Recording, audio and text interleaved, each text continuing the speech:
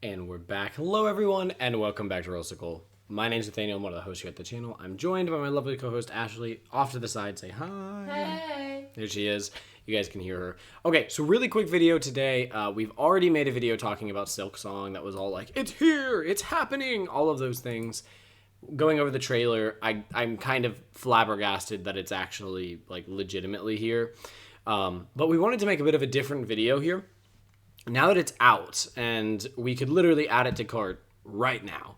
Not that we're going to. We're going to wait until we're probably going to play it, and we're playing Hollow Knight first. But now that it's literally here and purchasable, I wanted to talk about something that I think is really changing, or could change, the gaming industry. And that is this right here.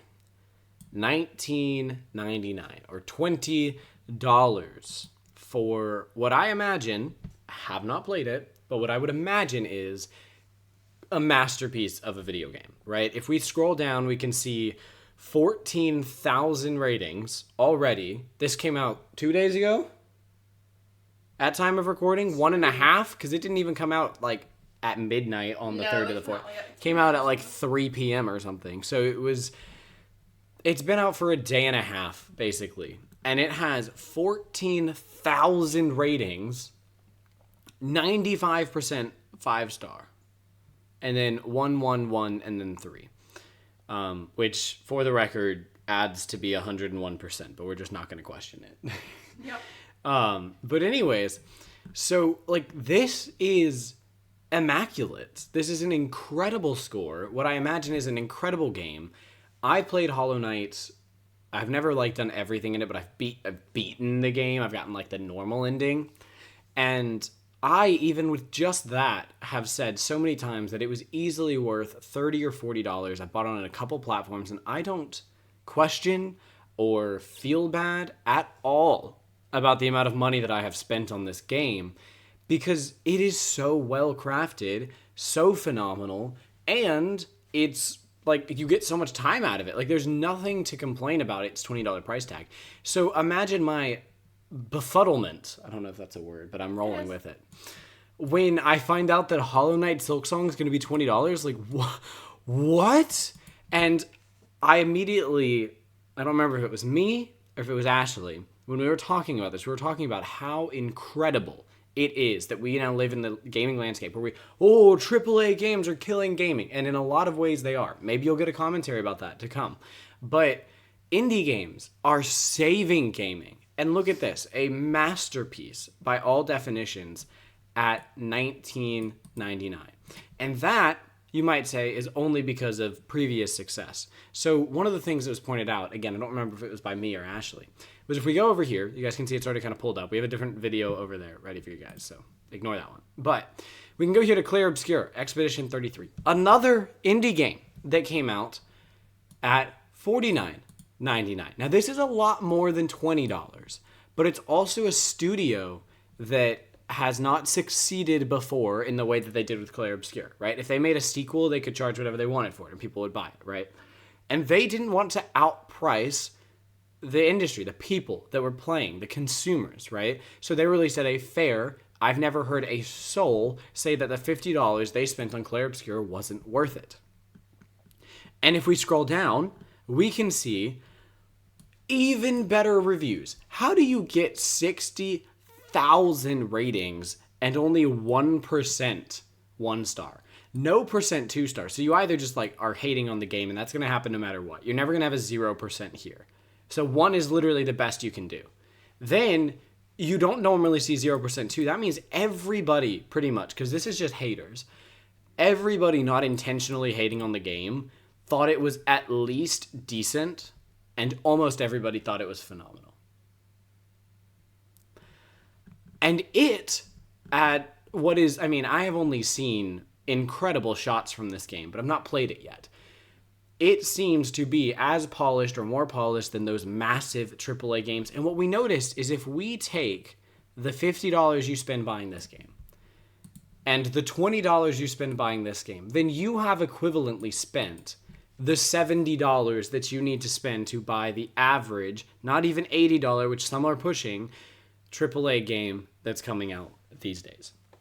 So my opinion is that let's get behind this. Let's support these titles. We're not buying them just yet, but we do plan on buying both of these games, and we will buy both of these games just closer to when we have time to play them.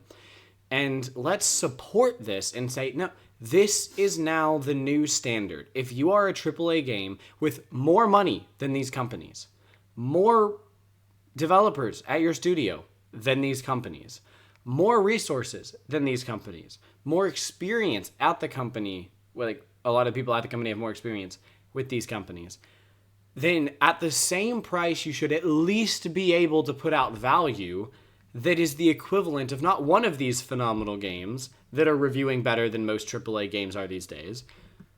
Both phenomenal games. The combined Game of the Year contenders for 2025, which is probably going to be Clair Obscur and Hollow Knight SilkSong, are combined a $70 AAA priced game. And it's better than a AAA you're going to play. And I'd argue, I mean, if they're Game of the Year, doesn't that state that they're better than those AAA games individually? So when I combine them, there's no doubt. So I would love to see a gaming industry that pushes back and says, no, if your game is not up to snuff, it doesn't matter how much resources you poured into it, you need to charge the appropriate price. Your game's not worth $80. SilkSong is worth more than $20, and I think we could make an argument if they decided to charge more than that. Clair Obscur might be worth more than $50, but people are extremely happy paying that price. And you'll notice, I bet you a lot of these people and a lot of these people would have had some qualm with the game that they straight up didn't feel at all because they were so satisfied with the product they got for the amount that they spent. Right? If I spend $80 on a game, subconsciously, I am trying to find the reason why I spent $80 on this game. Mm-hmm. But if I pay $20, which feels like a steal, but $20 for Hollow Knight SilkSong, I am just going to breeze through loving that game, knowing there is not a doubt this was worth the price that I paid. And I think one of the biggest things bringing down the AAA industry is the greed that these companies are feeling and fueling into their games when they charge $70 or $80 for the game and they drop $30 DLC for the game, and the game might have a battle pass that costs $20 individually, and in order to pass the battle pass and get the stuff out of it that's actually worth anything, you've got to drop about 80 hours into the game each season and all of that type of thing. It's some combination of those every single time. And you just have to ask yourself, are we really getting a product that we can say we are proud to pay $70 or $80 for, and we don't feel bad at all? Because I don't feel bad paying this for Clair Expedition 33. And I almost feel too good to be true paying this for Hollow Knight SilkSong. Yeah. It's something to think about. I really hope that we see a push back in the direction of, no, we're going to price something. If you want to price a game at $80, it better have a reason why it's priced at $80, and players playing it better go, this deserved to be $80.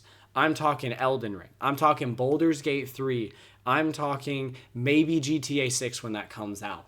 But when something like Outer Worlds 2 is just pushing that price because it's going to be defined as the new norm, Outer Worlds 2 and games like it need to ask themselves, are we providing a product that is worth the price that we're asking for? $20 is way, way, way worth it for the product of Hollow Knight SilkSong. And I can almost guarantee you, in the same vein, $50 is way worth it for the price of Clair Obscur Expedition 33. So, closing notes. I can remember the days where I had to save up for every game that I bought, and it took months. Literally months, because it's not that long ago that I was a teenager or a kid. And at that time, I really needed to make sure whatever I bought, I felt like was worth the money that I spent on it, because that money was precious to me. Like, I think as adults with disposable income, I mean, we don't have a ton, but as adults with disposable income, we get into the kind of fluidity of just kind of throwing money at things and not really worrying too much about it as long as it's not a big number. 15 here and 7 there and 12 over here and 30 to that thing. And we stop. We forget to stop and think about, was that really worth the amount of money that I spent on that? Do I really want this skin in Call of Duty when I could have bought Hollow Knight SilkSong and my friend's been telling me that game's great? There is a definition that Hollow Knight is worth more, right? Like, I think nobody would argue with that. Now, that's not to say you can't buy your Rocket League skin or your Call of Duty skin or your Fortnite skin. I'm here to support you doing what you want to do.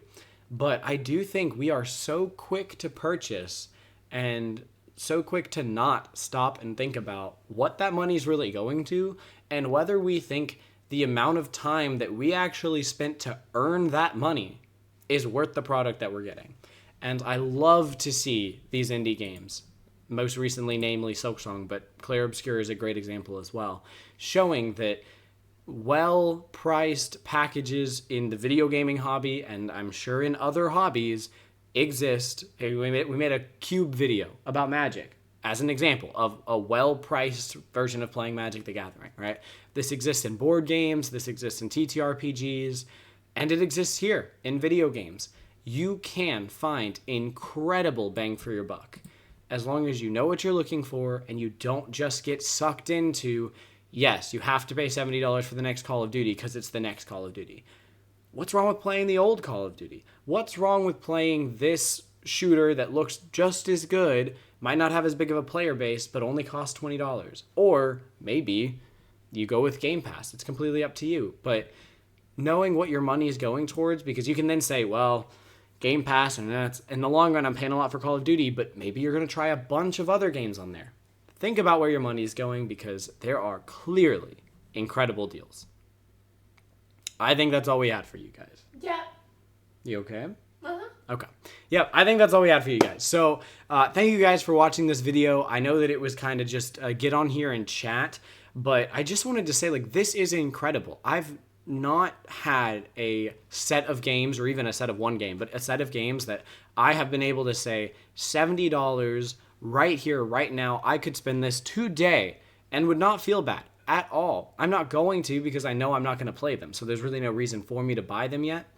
I'm not going to play them yet. I plan to play both of them at some point, but I'm not going to buy them right now. So there's no or I'm not going to play them right now. So there's no reason to buy them right now, but I would not feel bad paying full price. And I pay full price for basically nothing. Games.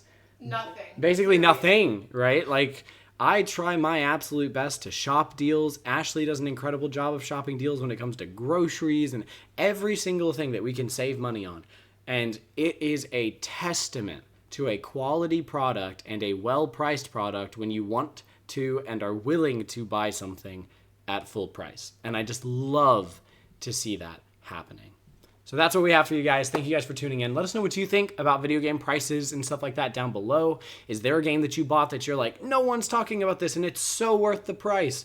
We'd love to hear from you in the comments below. If you haven't liked the video, subscribe to the channel. Both of those are greatly appreciated. We've been on the march to 200, but at the time of recording this, we've broken that. We are at 203. So you guys are super awesome for breaking that milestone, and we are on to 250.